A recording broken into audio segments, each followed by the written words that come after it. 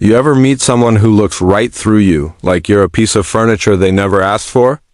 Like you're just taking up space in a life they think belongs only to them? Well, my name is Eric Malone, and this is the story of how my stepdaughter treated me like I didn't exist until the day she finally learned what I had done for her long before she ever knew my name.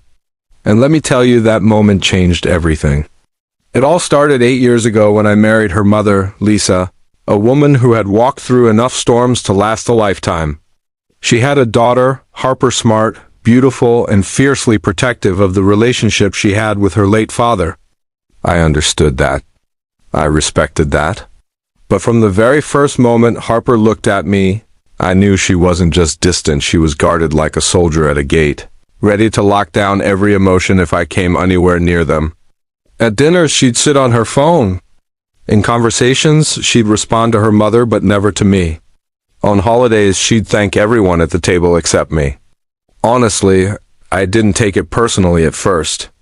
She was 15 when we met, hurt, confused, angry, and still grieving.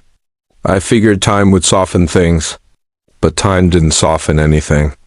It sharpened it. As she turned 16, 17, 18, she became more outspoken, not in a hostile way, just cold. Like I was a ghost in my own house. I'd say, "Good morning," she'd walk past without a word. I'd ask if she needed help with anything, and she'd act like I wasn't even standing there.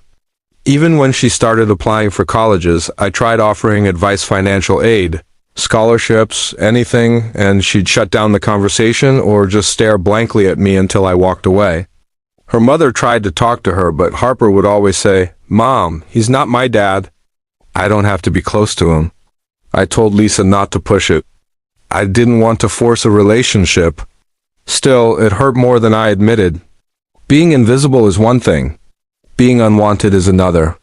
But I kept showing up, quietly, patiently, consistently, not because I wanted gratitude, but because I loved her mother, and loving her meant supporting her daughter too. Then came the moment everything shifted, but not in the way you think. Harper got accepted into a great private university, but there was one problem. The tuition was astronomical. She qualified for some scholarships, but she was still way short. Her mother was devastated, knowing we couldn't afford the cost with our regular income. But what she didn't know, what neither of them knew, was that I had been saving money for years. Ever since I was 25, I'd put aside part of every paycheck into a separate account. I never had kids of my own, and I always imagined that someday I would use that money to take care of a child who needed it. And now I finally knew who that child was. I didn't tell Harper. I didn't want her to feel obligated, pressured, or indebted. So I paid the difference directly to the school. When the financial package arrived and showed that everything was covered, Harper ran into the kitchen screaming with joy, hugging her mother, crying tears of relief, and then she looked at me. For the first time in years, she said my name. "Eric, thank you for helping Mom figure this out." I smiled and nodded, even though she didn't know the truth. It wasn't important then. What mattered was that she had a future. The first year went by smoothly. She called her mom often, but never asked for me. Never asked how I was doing. Never acknowledged anything I sent her: care packages, snacks, gift cards. But still, I kept supporting her, quietly. Second year, same thing. Then came junior year, the year everything finally came to light. One afternoon, Lisa came home early looking like she'd just been hit by a train. She held a stack of envelopes in her hands: tuition receipts, financial confirmations, and payment documentation. Payments all made from my separate account.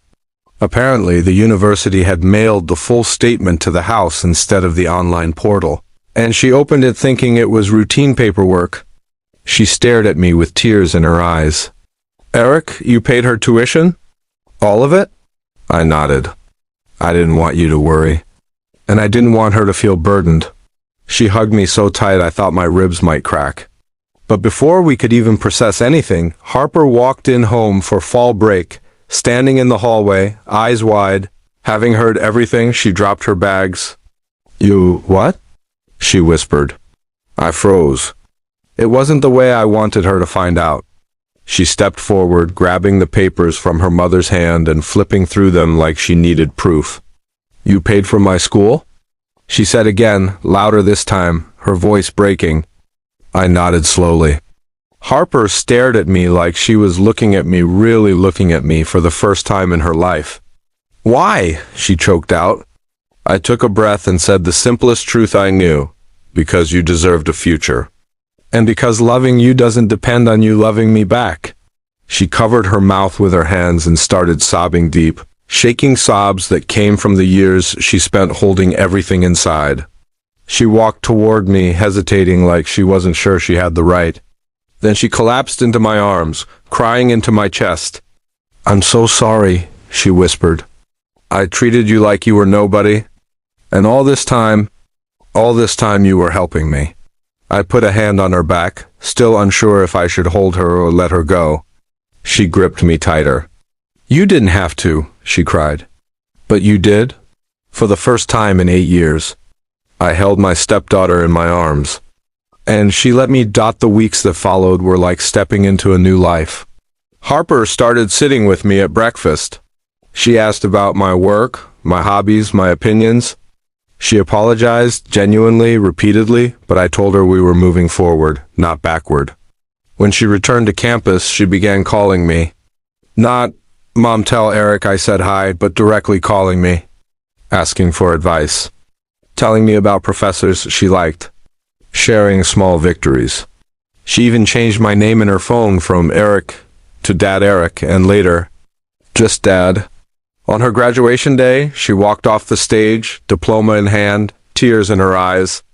She hugged her mom first, then she turned to me, pulled me close, and whispered, "Thank you for believing in me before I even believed in you."